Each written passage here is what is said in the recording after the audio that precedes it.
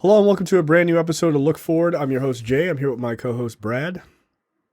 What's up, Jay? I don't have the viddy like you had a couple weeks ago, but I do have the nasal congestion. So if I sound like shit, Good for you. Don't be surprised. But I'm not also gonna be hacking up a lung during the show as well. So we got that going for us at least. If you want to slide out of camera to try to replace your head with a new head, like I had to every 20 minutes. Yeah. All right, so we are back. There is some interesting things to talk about. Speeches and telling everybody like, hey, these guys are kind of terrorists and this is probably a bad idea. And then them proving it. Hey, first opportunity, why don't I steal a plane? Try to crash it into a Walmart. A Walmart of all places. Why? That's your constituency. What are you doing? So, let's get right into it. Joe Biden, President Joseph Robinette Biden, gives a speech highlighting a number of things and kind of goes guns blazing on Trump. Look, I saw clips of the speech. I didn't watch the whole thing. But what was very apparent to me is that he realizes that Biden realizes that coming up to the midterms, they have to frame Trump and sort of these MAGA Republicans as the extremists that they truly are, right? And they are extremists. That's not just Biden making it up. You can just look at their policies they support and the things that they do. One of the things I thought that was really good is, here's a quote, Donald Trump and the MAGA Republicans represent an extremism that threatens the very foundation of our republic. There is no question that the Republican Party today is dominated, driven, and intimidated by Donald Trump and MAGA Republicans, and that is a threat to this country. That to me is smart because it distinguishes, like from a political standpoint, it distinguishes regular Republicans. Mm-hmm. And Donald Trump and MAGA Republicans. Like, that's smart, right? Like, we would make the argument that, at least I would make the argument that, like, most of the Republicans are MAGA Republicans. But he's trying to speak to the last few sane ones and be like, I don't think that you're in the same camp. So I'm not just saying Republicans, I am saying MAGA Republicans, just so that if you don't agree with that, I'm not talking to you. Or like, I'm not talking about you. Not. Of course, not going to stop the right wing from alleging that he's just lumping everyone into the same bucket. Of course, but, of course.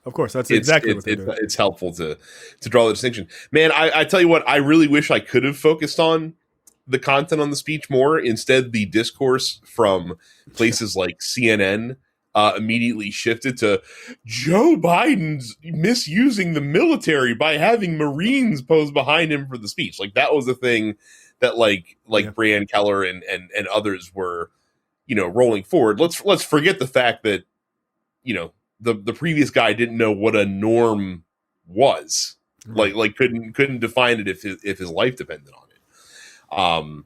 Literally held the Republican National Convention on the lawn of the White House. Right. Which was totally fine by them, right? That's the level that we're talking about. But of course, again, the Democrats held to the impossible standard. So Biden makes, something that could be perceived as a faux pas, and all of a sudden, forget what he said. Like, this is what we're going to focus in on is the inappropriate nature of Marines, being stationed behind him during the speech. Right. So. And then also the hyper concentration on it being red behind Joe Biden. Right. And it was like, the right's conspiracy laden nutballs are all like, oh, this is evil, this is terrible, look what he's doing and all this other stuff. But then when you zoom out, it's blue. It's blue on the sides, it's red. It's like, because those are the colors of the country, guys. Like, the whole flag thing, I don't know, crazy. Funny how that works. But yeah, I mean, like I said, it was a good speech. I think that he's been crushing it in terms of the message that he needs to deliver. It's really good that he's not backing away from the message at all, even in the face of, some misladen criticism from the right. And this is the guy that we need. Like, this is the dude that we need leading the charge for the midterms. So yeah. Look, I think he's feeling himself after those couple of victories, and he's like, oh, is this what it feels like to win? Like, and look, it does take a certain ability to catch that moment and know that you're in the moment, right? Because a lot of people go, oh, well, we got those victories. We don't want to, like, let's not rock the boat, right? Like we'll do the victories and then we're just going to kind of stay quiet and just like let it go. No, he's like, no, I'm going to stand on the front of the ship and we're going to ride this motherfucker to the shore, right? Like, and I can appreciate that political sort of viewpoint, right? And that ability to see like, okay, we're at the top of the wave, ride the wave. Don't cower and just hope that the wave will do what it does. You got to lead it, right? You got to be on top and you got to run it. So it is interesting to see him so forward, because typically in normal times, like not Donald Trump times, like the president would typically like lay low during a midterm election a little bit, because again, like the midterm is the quote unquote referendum on the administration. And so, typically there's not a whole lot of, people are hyper focusing on the bad news. And instead we have like a lot of good news from the left, and Republicans are trying and really failing to stick them with bad news like inflation and stuff like that. But inflation is easing slightly. Gas prices are going down. I still love how Republicans have not figured out the definition of the word seize. Like, they don't know what seize means, because they keep posting about like, oh my God, 40 tons of fentanyl were seized at the border. Thanks to Joe Biden's policies. I'm like, okay. Yeah, what you want? You guys understand, like, that means that it's not coming into the country, right? Like, you understand that, like, you're actually, praising him in that. Yeah. It's like, how dare you, Joe? Stop people from overdosing on fentanyl. Yeah, what a crazy idea. What an asshole Joe Biden is. So Joe Biden is hurting the ability of doctors in poor states to enrich themselves by prescribing fentanyl needlessly to patients. What a bastard. Yeah, or drug addicts overdosing on it because it's being put into their drugs unbeknownst to them. Like, Joe Biden doesn't even want to kill innocent drug addicts. Like, what an asshole. So, like, it is interesting, like, that perspective of, we normally don't see a president out front leading the charge, because he's like, just don't talk about me and vote for my guys. But that's not where he is. Like, of all the times, like, this could swap and change, from being a boom year for the Republican Party, I love that it's happening under Biden. I really do, because 2 years of them, oh, he's senile, he doesn't know anything, blah, blah, blah. And it's like, yeah, what happened? Like, y'all in a world of trouble now. Like, we have a story later on. Like, the blame game is on, man. Like, that's how you know it's bad. They're starting to knife each other in public, the Republicans are, because their sort of surefire thing of definitely taking the House and definitely taking the Senate are shrinking. And there's only 2 months left. Like, such is the problem when your standard bearer is still very visible and very present, and yet the news that you hear about him every day is just about how much more fucked up this document situation gets. Right. Exactly. And so, look, it is super interesting. Trump's response to Biden was basically the speech in Pennsylvania, I believe. That was absolutely unhinged. Basically was like, he quite literally said Joe Biden is an enemy of the state, right? Or enemy of the people, which, he's got to play his greatest hits, of course. But there were a number of like former officials and government folks who were like, yeah, this speech was just like it's cool to like attack the FBI and the president type of shit, which is really given Joe Biden a lot of ammunition for exactly what he said, which is why, like, make no mistake, that was on purpose, because Trump can't help but respond. So you throw out an accusation, and Trump, the small man that he is, will absolutely run headfirst into it and say, no, we're not this. We'll kill you. He's like, oh, okay, that's the kind of psycho shit we're talking about. So, yeah, I mean, Donald Trump and MAGA Republicans represent an extremism that threatens the very foundation of our republic. Yeah, that's quite literally what his speech completely advocated for, a day later. So it's kind of amazing. Again, they get the moment that they're in, and they're playing him exactly right. And like you said, he's incapable of helping himself. He's incapable of showing any level of discipline to avoid from stepping on the rake that's being like laid out in front of his face. Yeah, which is great because again, it does nothing but help us. Man, pollsters are out there like seeing the results of stuff like and don't look at the the races that are predetermined kind of thing. Like the competitive races are what you want to look at in the House. And there's a lot of pollsters out there that are like, look, there's a real chance like the Democrats are going to hold on to the House in this midterm, which is insane. Because right now they have an 8-seat advantage in the House. And normally in a typical midterm year, like that should be nothing. If you you get sometimes they'll trade to 20 seats. Yeah. Right. Like easily, sometimes more than that. So like, if they hold and then they pick up seats, that's going to be embarrassing. Yeah. Oh, that's going to hurt, man. That's going to hurt. Look, I think the Senate, I think that's lost. I think that's a done deal for them. I'm not counting my chickens, but I'm a lot more confident than I thought I would be, a year ago. Yeah. At this time. And look, if Democrats hold both the Senate and the House, one, that just looks really super good narratively, right? Mm-hmm. But if they do, that needs to be a wake-up call to Democratic voters that norm of losing every 2 years if your guy's the president, that's bullshit. Like that doesn't have to happen anymore. Get out there and vote. Get amped and get out there and vote and crush these motherfuckers. There are more of you than there are of them. That's it. Simply. So I'm hoping they win for obvious reasons, but I also want to break that narrative. Like that. It would be nice. And again, it would also be nice because the White House has learned and Congress has learned the playbook. And, I could easily see a groundswell of really cool policy getting passed in, the spring and summer of 2024 to kind of lead up to, the presidential election. So look, I can tell you right now, if Joe Biden and the Democrats hold the House and the Senate, you're getting weed legalization. That's happening. Like that's 100% happening because that like he could just change this rescheduling anytime. But if he also has the backing of Congress all the way, yeah, he's fine. He's fine. Yeah, like he'll do it because think Joe cares. No, he'll call his buddy Corn Pop up and be like, "Hey, we doing this?" Or what? Although I believe Corn Pop is officially dead, actually.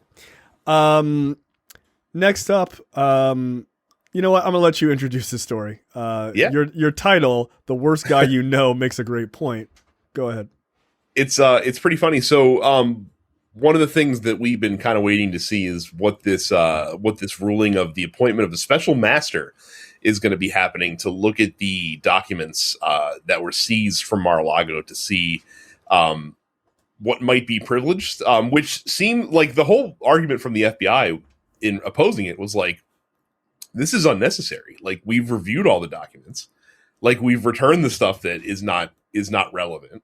Right. We already know what's in there. And also executive privilege is not retroactive unless Trump has a document that's signed and backdated to, when he could have declassified them when he was still, or marked them as privilege when he was still the president, then it's not really relevant because executive privilege doesn't doesn't stay with you for the rest of your life. It's not like Bill Clinton, they could be like, "Hey, Bill Clinton, like we want to seize this document from you." He's like, "Oh, executive privilege. Sorry about that. Like I'm still President Clinton." Like it doesn't work that way. Like only the current dude gets to decide that. Yeah. Sorry, Bill, your French fry order at McDonald's is not executive privilege. Yeah. So we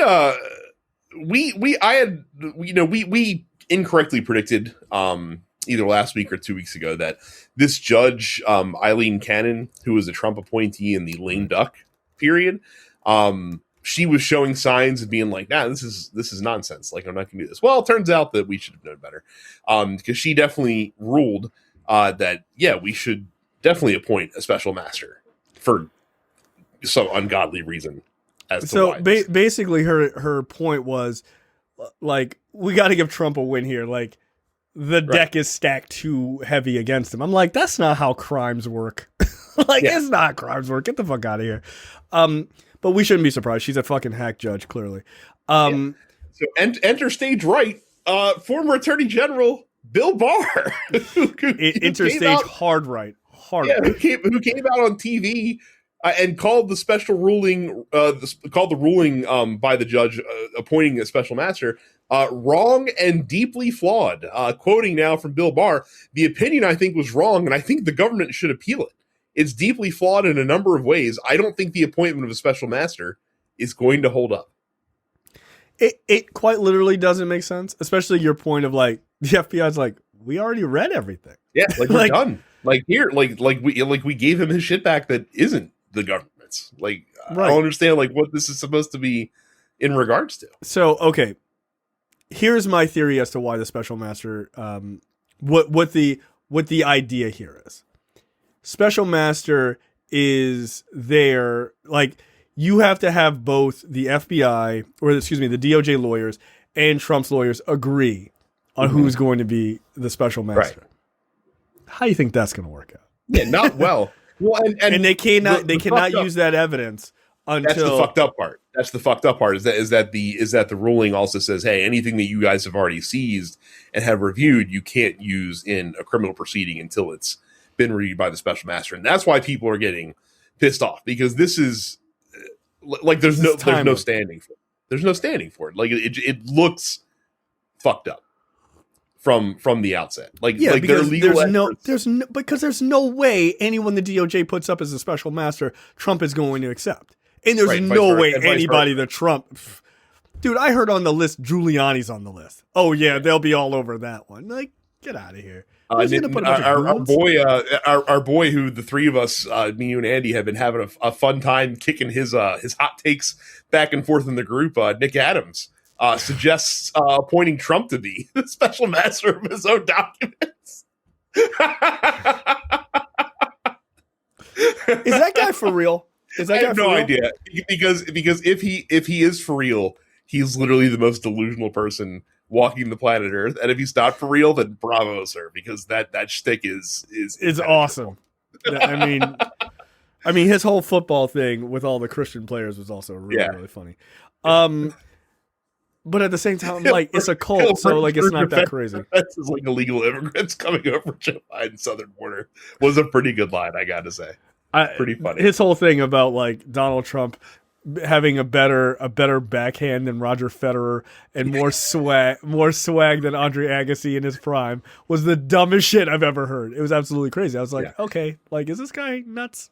Answer probably. Well, and meanwhile, DOJ is also out here like trying to weigh like, oh, like we're getting pretty close. Like their kind of rule of thumb is they don't pursue political cases within 60 days of an election. But again, Donald Trump's not running. Like he's not a candidate in any of these elections, so that should be irrelevant completely. Yeah, I'm not buying the special master thing. Look, the idea that you can't do anything with the evidence that you've gained until they pick a special master, that's the one thing that actually scares me, is that they're going to try to run the clock down on this. But I got to imagine there's a recourse here, like they can appeal the ruling, and but who are they appealing? They're appealing it to another court. How does that work? Yeah, I don't to know. A higher court, not the Supreme Court. And I would imagine that a higher now again, this could end up in the hands of the Supreme Court because if it keeps getting appealed, if it just gets ping ponged, that we can see that happen, and maybe that's really the whole thing here is they're just trying to run as much clock as they possibly can.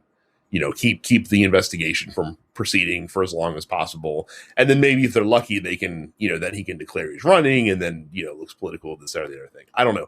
If Trump was a normal dude and not a psycho, he would be looking for any way out of this possible. Like he would be lining up to plea out to this if he could, and roll over on some folks. But again, because he's incapable of admitting any wrongdoing, and taking responsibility for anything that he's done, then he's going to fight this tooth and nail. So. Yeah, I don't know, man. I really don't know. This is like extra special crazy because I just cannot imagine that anything that the move here isn't to just stalemate on the special master. Like, I don't know how any judge couldn't see that, who's like worth their salt. That is what they'll do. They'll put up a bunch of crazies, DOJ will say absolutely not. The DOJ will put up legitimate people, and then they'll be like, no, for like rando reasons, right? Oh, deep stater or whatever fucking bullshit. Because it doesn't matter who the DOJ puts up. Like, I'm sure, MAGA conservatives will be like, they're going to put up Peter Strzok or some other. No, they're not. They're not going to put up anybody controversial at all. They're going to pull up someone. They're going to put up someone you've probably never heard of before. Right. In all honesty. Right. Like, they're going to just pull up some fucking generic person like Joe Bean Counter, and they will dig in and try to find something wrong with this person. And then at the end of the day, they'll be like, oh, and that person's fine, but we don't want them. Yeah. Like, it doesn't matter. So, like, I feel like there should be a time frame. Like, if you don't give, or like so many suggestions, like if you don't give up, you got to give up 4 suggestions. And once we're through your 4 suggestions, we're done. Mm-hmm. Right. Like, then no special master, like somebody you got to pick from that. And I think that should be. But I think the FBI still has a good ground to appeal on anyway by saying this is unnecessary. Like, we wouldn't do this for anybody else. Like in this circumstance, number one, no. And B, it's not needed. Like we've been there, done this. Unless they're prepared to say that executive privilege can live outside of the current office holder, which again has a lot of ramifications that Republicans aren't going to like one day. So. Oh, no. You definitely are not going to like that. Because Hillary Clinton could come out and be like, yeah, Benghazi, fuck you. And they'd be like, oh, don't worry. Under the Barack Obama administration, that's executive privilege. Like, you just, like, you can't do shit to her, right? Like, we'll take these documents, right? Like, and that's silliness, right? Like, nobody thinks that makes sense. It remains to be seen how this goes. I think the government should appeal it. I think they would be stupid to allow this to stand. And look, part of the reason why the special master thing ultimately doesn't make any sense is because it slows down the process. And there are documents that are out there now that we know are, serious national security things. I mean, just late this week, we learned that some of the documents are the nuclear capabilities of our allies and other countries, right? That information being out in the public is timely, and it matters getting that stuff back and pulling that back from wherever the hell it is or whatever. Those things are timely. Adding a special master drags things out. You cannot protect the country and protect the country's secrets that are timelined if the timeline doesn't really exist anymore. Yeah, like it doesn't work. And by the way, I didn't put this on the docket because I forgot.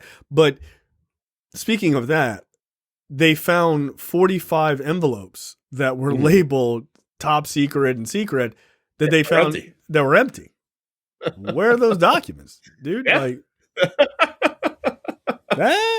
well, what's the problem? Where are they? I thought they weren't just all sitting out; they were in boxes, right? But did the FBI plant those envelopes and not anything in them? Plant the folders without anything being in them. Probably not. I declassified those folders. Yeah, I had a blanket pardon, or rather a blanket declassification. Really, where's your documents on that? Well, I didn't need it. I just stood over it and gave it the old 1-2. John Solomon literally said that he had a standing order that anything that was removed from the White House was automatically declassified, and people are just like, "What the fuck are you talking about?" Like that is not at all how this works. So. All right, cool. If that's true, we can do FOIA requests on it then. Yeah. Yeah. This is your argument. You sure? All right. All the documents you took. You sure? Okay. I feel like there's probably stuff on him himself that he probably doesn't want shit out there. Well, and a lot of journalists have done that because to either say, hey, like, we want to put these documents out in the public if they're truly declassified, or to kind of prove the point that this is bullshit, because a FOIA court's going to be like, no, these are still classified. And they're going to be like, well, this guy said it wasn't. And they're going to be like, yeah, well, he's an idiot, so don't fucking listen to him. Yeah, like, ultimately, that's what all of this comes down to. Could someone do a FOIA request and get those? If the answer is no, then they're not declassified. Period. Yeah. Like, you can't just yell like Michael from The Office, I declare bankruptcy. Like, that's not how it works. Like, you got documents to fill out, my guy. Like, you talk to the agencies that they control those documents. They change the stamp on it. Like, it says declassified on it now. Like, you can't just say it you're not a king. And like quite literally his mentality is that of a king of like, well, I just said it. So it's done. Yeah, I have decreed it from from my my golden pedestal. Yes, so. prima nocta. I've decreed it. It's back. So yeah, it's like that's just not the way this goes. Human skin tag Steve Bannon has been indicted on fresh. That's a great description of the guy. Yeah, I mean it's fucking true. Steve Bannon to be indicted on fresh fraud charges over border wall. Scam, because it is a scam.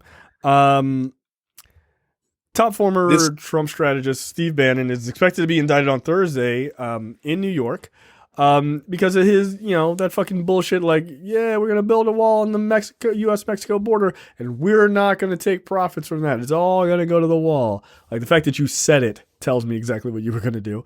Yes. And that's what they did. They just funneled the money back to themselves. And they right into their fucking pockets. For those that don't remember, this is the crime that Steve Bannon was charged with in federal court, that he was then pardoned by Donald Trump in the last 2 months of the presidency. Yep. After it was clear that Trump had to go. But unfortunately for him, even if Trump were to get back into office in 2024, president don't have nothing to say about no state charges, my friend. Nope. Sorry. I love this. And like the article goes on to say, like, the second after he got pardoned, New York was like, we should probably run that case. Like they were on his ass, man. And his co-conspirators all, I believe, were convicted or pled guilty. Pled guilty. Yep. So a lot of incentive to have some cooperative witnesses against Steve Bannon here. Yeah, Colfage and Badalato, they pled guilty to siphoning off money from the scheme and defrauding others from their own gain. Yeah, best of luck, Steve. Yeah. Quote, here's a quote from Steve Bannon on this pending indictment tomorrow. He's supposed to be turning himself in. By the time you listen to this, Steve Bannon will be throwing himself at the mercy of the New York DA's office. Says, quote, the Soros-backed DA, they can't help themselves. George Soros is backing the district attorney of New York. I mean, Jay, you can't attack the left without a healthy sprinkling of anti-Semitism. Yeah, he's like, did you know George Soros is a Jew? Did you know? Let me remind you.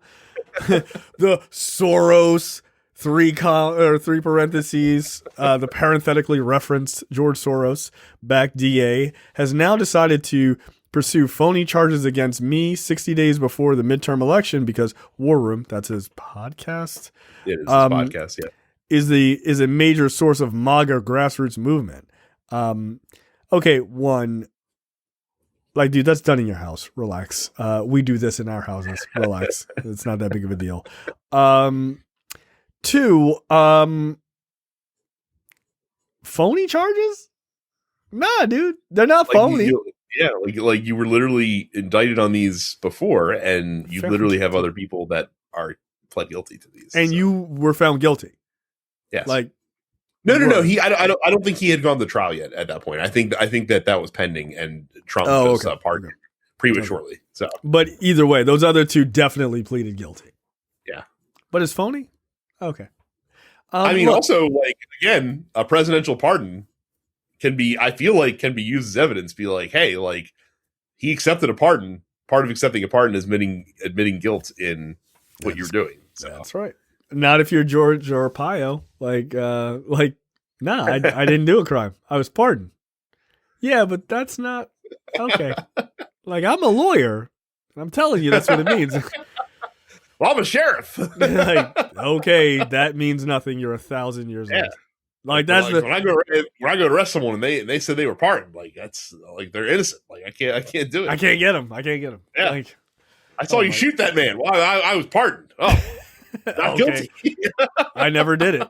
The bullet just came right out of the guy. Yeah, that was that interview between Arpaio and Ari Melber was fucking hilarious. Like, no, but I'm a lawyer. I'm telling you, that's what. Like, he was so annoyed. Like, what are you talking about? Like, you admit it. God damn it. Like, I have to go. I've got rap lyrics to quote. Yeah, look. So look, I do think, I ironically think Steve Bannon is correct about one part, just not the timing aspect, which is, they're going after him, before the midterms or whatever. Yeah, dude, they are. You're a criminal. Like, Yeah. I don't think they think your podcast is making or breaking this election. I think you think that. Like, I can understand why you think that. But yeah, they are going after you. And they're going after you because crimes. Like, you're guilty of a crime. And they do want to put you away because you're a political activist, right? That part's true. You're a political activist. But you're not like a regular Republican who's like, all right, our guy should win. Or a Democrat like, our guy should win. You actually like quite literally tried to stir the pot up of like violence and scheming and stealing and all this other stuff. Yeah, they're going after you because you're a fucking problem. You're a menace. Yeah. That's why. So yeah, he's 100% right. Like, they are going after you. They're going after you for good reason. Like, you do crimes. Like, he's a convicted criminal. Like I said, he got that he got guilty on that contempt citation. Yeah, he did. When is he going to jail for that, by the way, too? I feel like they're just stacking him up.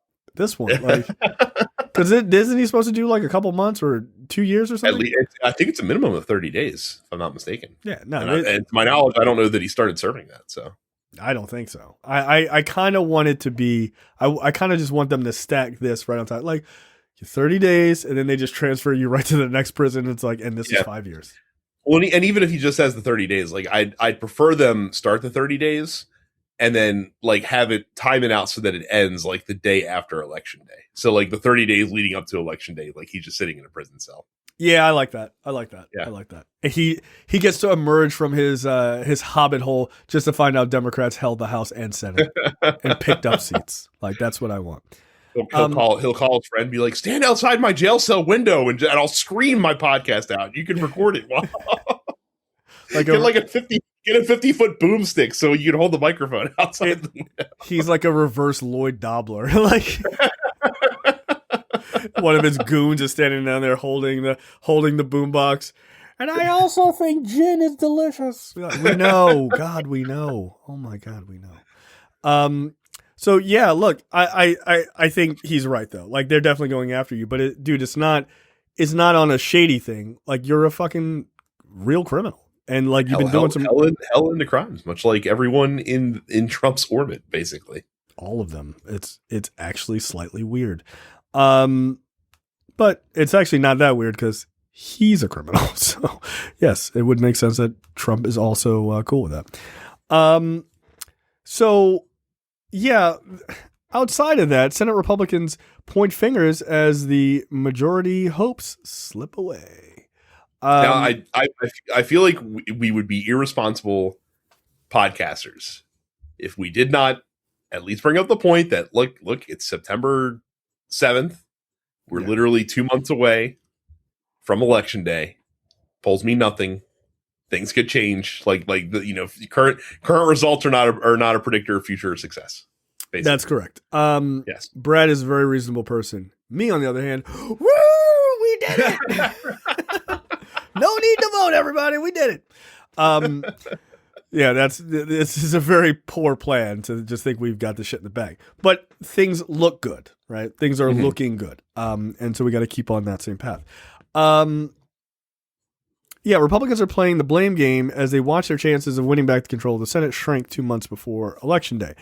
Mitch McConnell is citing, quote, candidate quality. We had talked about that as a reason the GOP hopes are fading, an implicit criticism of former President Trump's and his support for several controversial GOP candidates.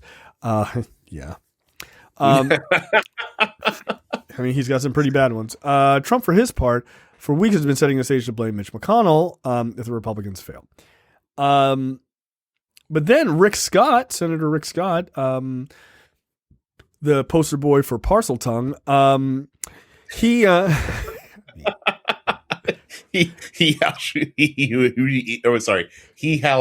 who shall not be named. That's 100% him. Tom Riddle over there. He's pissed at McConnell, or he's pissed at someone. He says it's not McConnell. I think it very much is McConnell. And this article seems to agree. But he's talking about how, like, you know, people firing at, Republicans firing back at other Republicans and saying that, we're not going to win and all this other stuff is quote, trash talking. That type of trash talking is, quote, an amazing act of cowardice and treasonous. Here's the thing. Amazing act of cowardice, sure. If you're a Republican, I guess you could feel that way. I need you to stop using the word treasonous because, your party actually participated in that, actual treason. So, not only that, but he's saying, I'm pretty sure he's saying it in the terms of you're betraying the Republican Party. Yes, that's exactly what he's saying. And it's just and that's not the word treason doesn't apply there, my friend. The Republican Party is not a sovereign state. Last I checked, they want to be. I'm sure they do. They love to be. They can be if we can hand select the parcels of land that we will donate to them to have their sub country. You can have the North and South Dakota. Take it with you. It's fine. Plenty there. We will relocate the indigenous people. Yeah, no, that's fine. That's fine. Yeah. There's 9 of them left. Because you've treated them like garbage. Scott is also in charge of the National Republican Senatorial Committee, and he has burnt up all of their money because not only that, but he also was the guy that put out the shit message for them in the first place, because he put out the Rick Scott manifesto, here's our grand strategy, and what we're gonna do. Crazy, dude. Yeah, let's defund Medicare and Social Security. Let's sunset those because we don't need those anymore. Yep. Nobody's using them. Nobody's using. Why don't we just do retirement accounts? Okay. Yeah, that won't get fucking ruined. Under his leadership, the committee raised $181.5 million by the end of July, but spent 95% of it already. You got 2 months to go, dude. That's the hardest time. That's when you need the most money, is in the last month or two. Indeed it is. Leaving it with far less cash on hand than the Democratic Senatorial Campaign Committee, according to the New York Times analysis. Look, it's funny because later on, they talked to John Thune, and stuff like that. And they're all like, well, it's just a shame that Democrats are going to outspend us and all that stuff. That's what they're trying to focus on, is that that's building the narrative that Democrats just had more money and it's not fair. Mm-hmm. You had money. You blew it. Burn it up.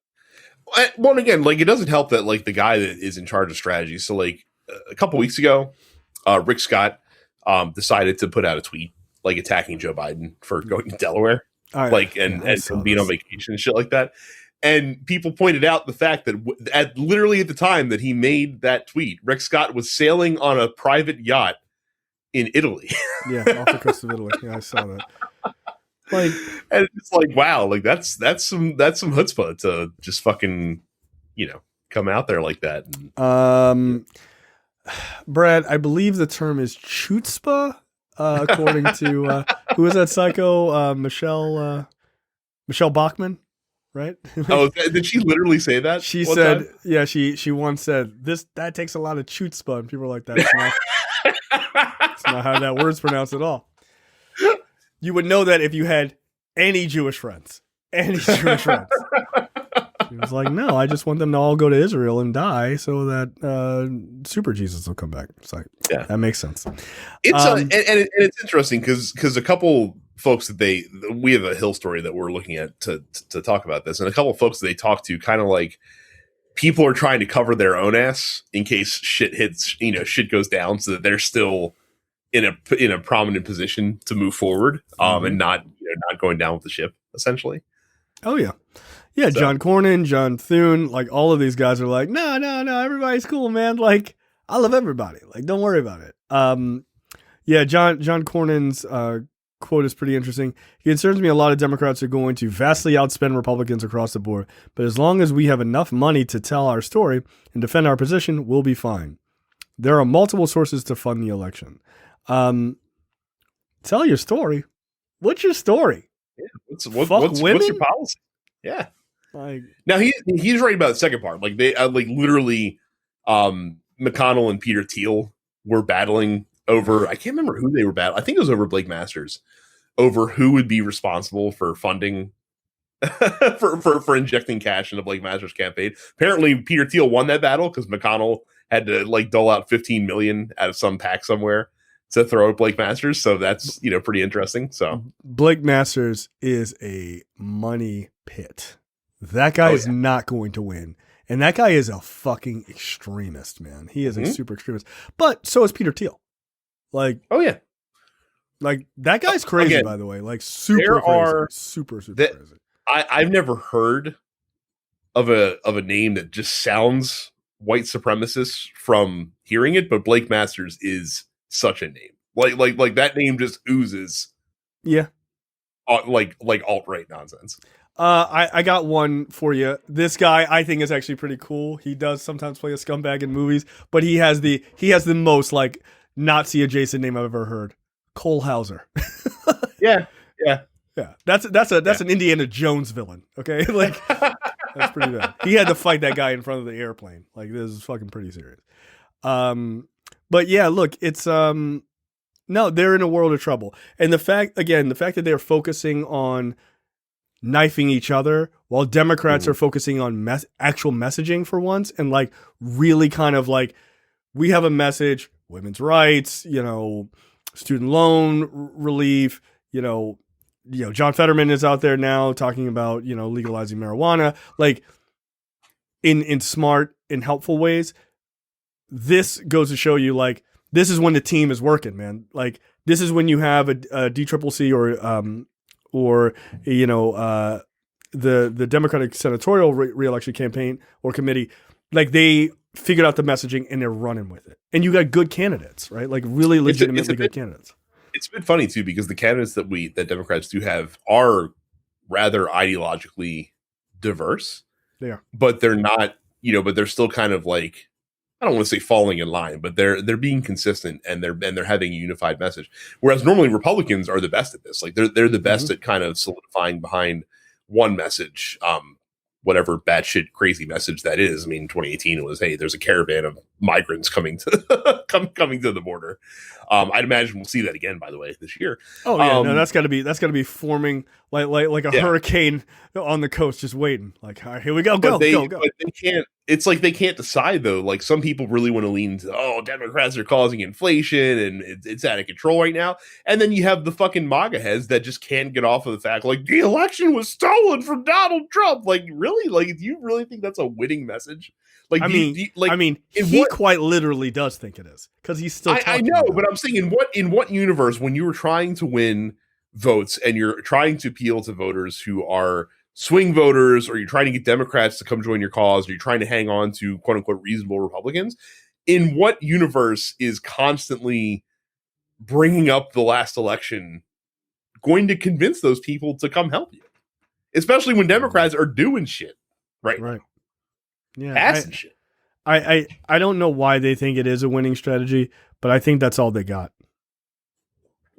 It is indeed all they have. And like I said, great. Like the fact that they can't come up with a compelling argument to elect them. Again, number one, you are now reaping what you sow, because that's what you get when you fall behind Donald Trump, because the dude literally has nothing of substance to offer from a policy standpoint, from a vision standpoint for the Republican Party. But yeah, like y'all the ones that came out 2 years ago and was like, yeah, what's the Republican Party platform? Whatever he says. Like that's that was beyond stupid. Like, dude, at least write down what he largely believes, if you want to use that word, and then come up with a bullshit script. There is nothing. That was the problem, is that they're like, whatever he said, and Donald Trump's like, fuck it, like I don't fucking know. Keep America great. That's my platform. I'm just like, what are the fucking problem? Like, have you been outside? Like, there's a fucking pandemic going on right now, my dude. I didn't give a shit about that. No, that shit got boring quick after they didn't take his advice on pouring bleach into people's mouths. Right. He was like, I'm all out of ideas. Can we get light in the body? How do we do that? It's like, all right, you big dumb asshole. So yeah, look, it's I don't know what they're gonna do, but this may be the moment that you get that introspective that they should have gotten in 2016 after Clinton whooped that ass, right? Like, but because Trump won, in quotes, Trump won, because I'm still very dubious of that entire election. Not in the MAGA way of like, I don't believe anything like basic facts. Like, no, dude, there's a lot of shit that was just. We're not talking about voting machines being tampered with. We're talking about the passive, convincing of Americans through disinformation. Right. Like, there's a lot of like really dubious shit that was just pushed down, like quite literally pushed down, that we know was suppressed. Like, we know that, right? The Mueller report, we know that the fact that those things happen. But that was a thing that they were supposed to have, that sort of party introspective of like, where the fuck do we go after this nightmare, right? We've gone all the way from Reagan all the way to Trump, and it's been blowing up slowly, and then it blew up with Trump. Technically, it should have blown up with him, and then they should have fallen down, and then they should have been like, where does the party go from here? But they never did that. So they did start to have that in 2012. Like 2012 was an inflection point for them, where they looked at it and they said, man, like the ACA is not very popular because it was new.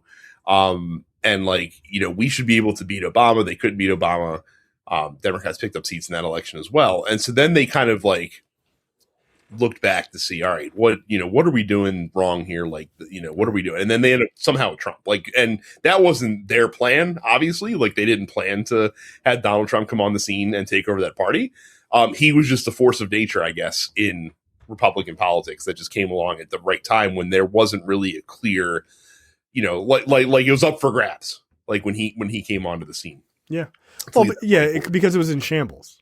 It was directional. And they thought, by the way, because when they did nominate him, like they didn't think he was going to win.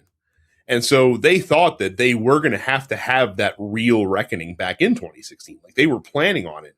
Yep. And then somehow they managed to sweep the election, and they're just like, oh, well, I guess we're back in charge again. Like it just like completely dismissed, all of the downward trends that were happening, which is very short-sighted. I mean, par for the course for the Republican Party, not being able to, look past the tree, because you should have, like a smart consultant would have been able to tell you, hey, this is going to boomerang on you. Like this guy is a psycho.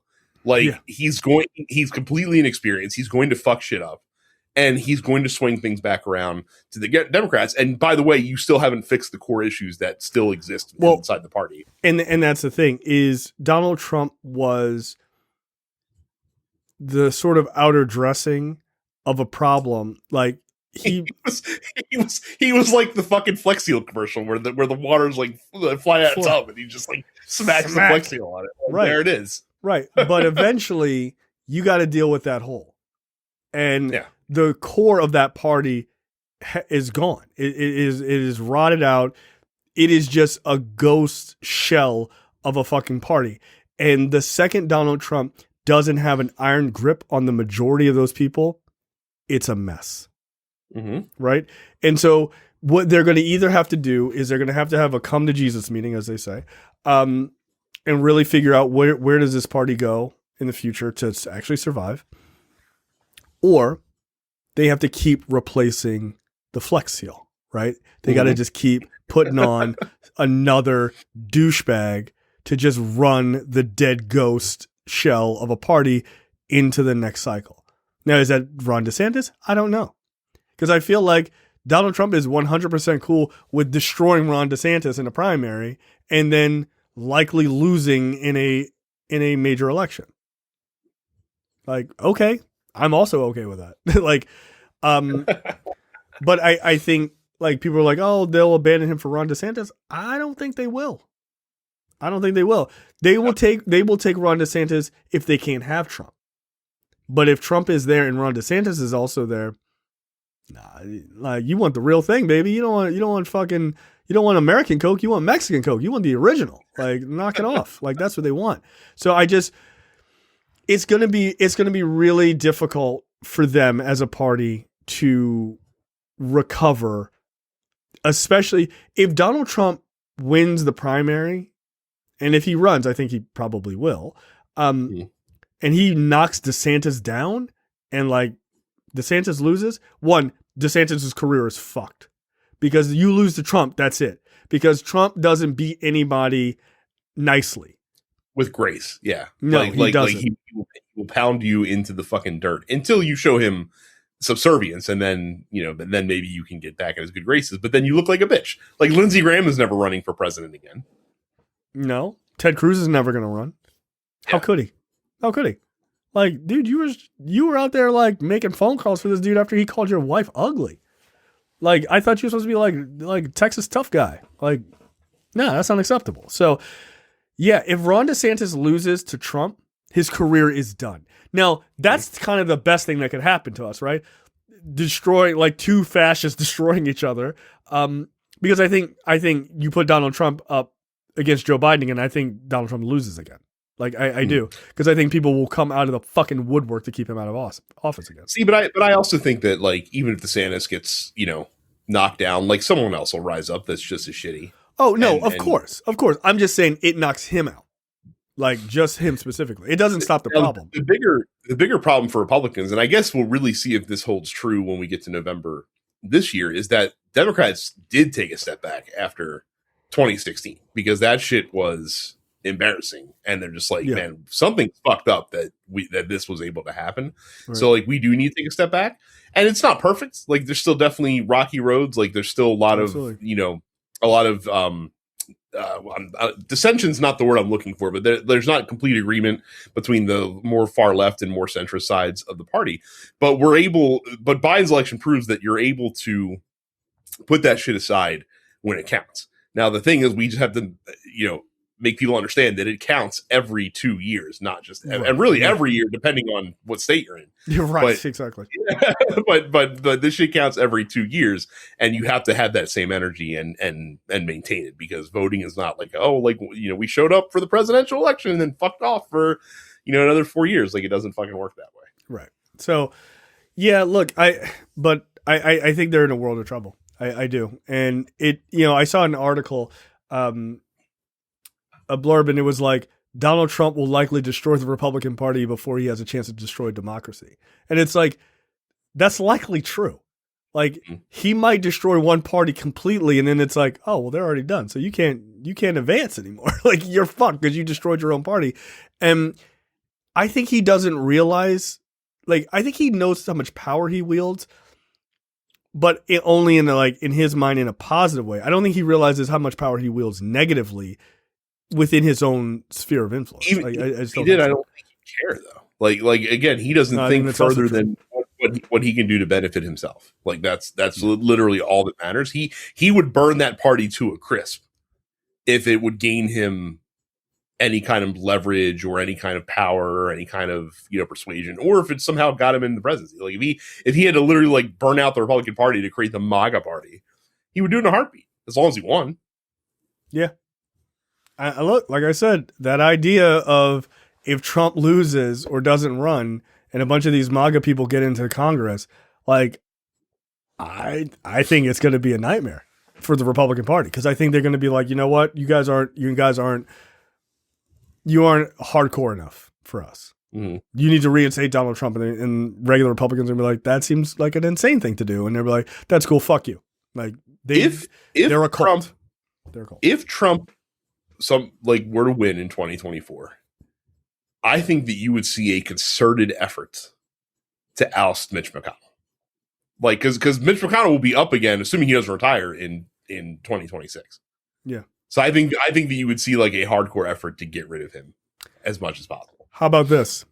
I think you're going to hear calls for him to retire if the Republicans don't take the Senate this year. Well, that'd be pretty cool too. Yeah. Look at that article. That article is like, Trump is already gearing up that if the Republicans don't win, if they don't take the Senate, this is Mitch McConnell's fault. Which is why I said last week, like, I don't think not only do I not think he cares if they lose this fall, but I think secretly in his heart of hearts, he might actually prefer it, because that would let him campaign against him in the party. I think you're like, I hadn't thought about that, but I think you're absolutely right. It does actually benefit him more if the Republican Party gets, and not just loses, just a fucking drubbing, like a drubbing, right? Because if they and the funny thing is they don't even have to lose by much. They just have to not win the House and Senate as it is normally dictated. And then that's enough to just slam McConnell. The irony would be because of his preferred candidates that they would lose. He would not acknowledge that fact, and Lord knows McConnell would probably try to shout that from the rooftops. But he would, like I said, he'd be the architect of their disruption, and then fucking rule over the ashes, essentially. Like that's kind of what his plan would be. I don't know, man. Maybe he secretly put in Herschel Walker because he knew he would lose. He's like, well, that guy's an idiot. Like, I'd like to think that, but I don't want to attribute that much credit to Trump. No, he's not. Like, he's all id. He doesn't have time to think about shit. Get out of here. Maybe someone else on his team was like, yeah, Herschel Walker seems like just the type of guy who could fuck this up for us. Like, hell yeah, let's go. This is a great story. But before I get to the story, where do I get one of these shirts that this guy is wearing? My God. You notice the lapel there, Brad? Yeah, what's up with that? C for T, Cowboys for Trump. Oh. Yeah, that's pretty fucking lame. Like, who the fuck monograms their collar? Like, it's one thing to have it on your fucking sleeve, but like, what the fuck? Like, I've literally never seen a monogrammed collar before. Well, Brad, I hate to say this, because I like you, but you're not a fucking cowboy, all right? So, like, that's why. It's part of it. A judge removed Cowboys for Trump founder Coy? Is it like Bowie? Cooey? I'm going to say Coy. All right, I'm going Cooey. Spell your name correct. Cooey Griffin from elected office over his role in the Capitol attack. So this D-bag who monogrammed his lapel like the judge? Yeah. Wow. Okay. Yeah. A New Mexico judge. No. The New Mexico judge invoked he wasn't. Oh, okay. No. Jesus Christ. I definitely misread that. Misread that part. No, he's a commissioner though. He's a commissioner in New Mexico. So yes, okay, yeah.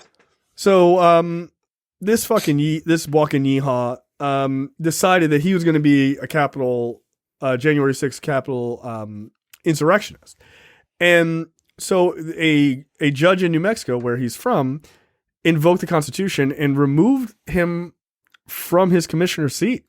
In a blistering 49-page opinion, Judge Francis Matthew formally labeled the Capitol attack as an insurrection and found that Griffin's involvement fell under the so-called disqualification clause of the 14th Amendment, which bars anyone from holding office if they took an oath to uphold the Constitution and then, quote, engaged in insurrection or rebellion or gave aid or comfort to insurrectionists.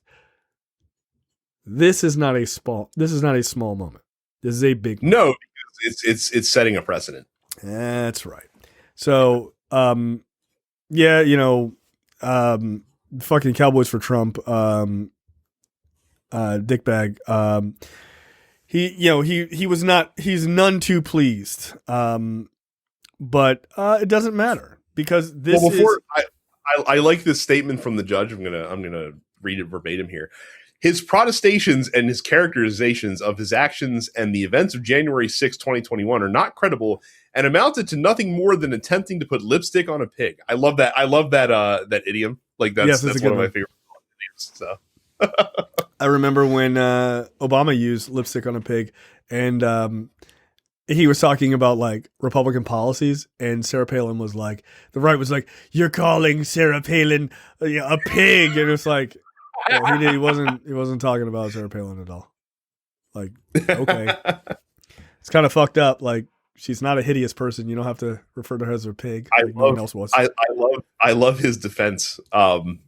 This dude's defense was that they couldn't prove the Justice Department couldn't prove that he was aware that the Capitol grounds were restricted on January 6th. And then his lawyer tried to say because when he entered, Vice President Pence had already been, ushered away to safety. that they were no longer restricted at that point. Yeah. Okay. All right, buddy. That's your argument. Oh, we weren't able to kill the vice president, so it's fine now. Oh, good. Look, I like this precedent. Look for this precedent to be used more and more. For people who are sitting officials. There was that sitting official in Michigan, I think, who also was a Capitol rioter, or insurrectionist. By the way, look for them to use this against Trump. Not only Trump, Doug Mastriano. That's right. That was totally there. That's right. Who did the exact same level of shit that this guy did? Because I remember Mastriano is mentioned a number of times in articles about this guy. Don't be surprised. Don't be surprised if they drop that shit. If Mastriano wins, which I don't think he's going to, but if he does, don't be surprised if Pennsylvania's like, hey, guess what? Bam, motherfucker, you're out. You're done. But right now he's running, so he doesn't hold the governor's seat. But make no mistake that if he wins, he's still a state senator. No, right? I know that. But what I'm saying is, considering that this is a highly visible election, I could see why they're not doing it. But if he wins, or if he doesn't win and he goes back to the state senate, they're gonna drop that shit on him, and they should. Pretty cool. Yeah, honestly. Oh, you lost the governorship, you giant racist, and you lost your other seat because fuck you. Two things that taste great together. And then you can say to him, "Why don't you secede then? You seem to already have the garb for it. Yeah, get the fuck out. Yeah, head down south. Wearing a fucking Southern or the Confederate uniform in Pennsylvania. And what was it, at Gettysburg? Dude, just on a Tuesday? That's fucking weird. So yeah, no, this guy getting pulled is kind of a big deal. It's a super big deal. Okay, that's the end of the free portion for this week's episode of Look Forward. Make sure you go to lookforwardshow.com/premium. Sign up for premium content. It's only $5 a month or $50 for the full year.